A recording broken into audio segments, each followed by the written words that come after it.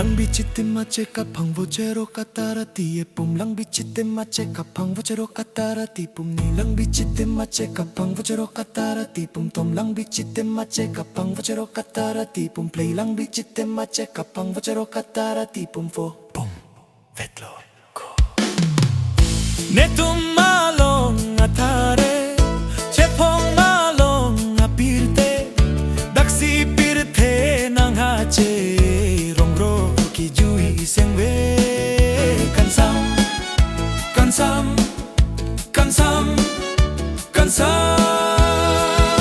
koan lo ne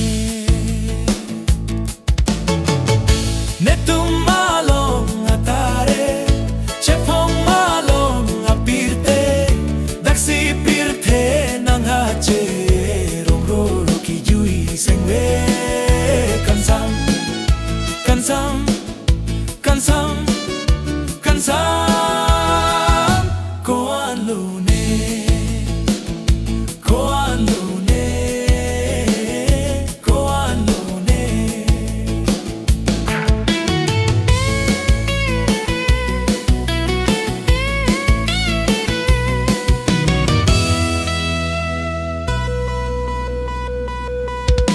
ne tumpa tu aklim so ahut hambi phelong keng dong dang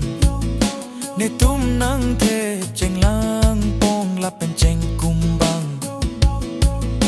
ne tum nang but muri tompo jang kek la pen turu holi ne tum nang rot kum lieng pen kum deng dong ne tum jetan neng neng atumo la pen tum peju kari kari ro ne men tu do do arurit nong cheklo men po disre dog do men po jang miso tharve jang fo klim so do am kache ho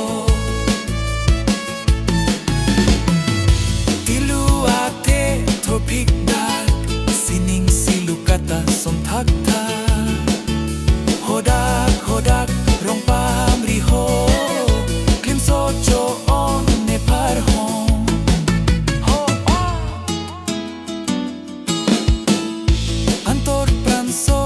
solong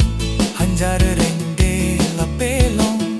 tumeng chamtir hanserong prampi akele thorong tampi juk marlu ate klimso ta chi ne bon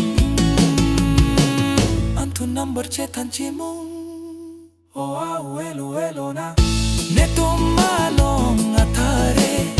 chepong malong apirte daksi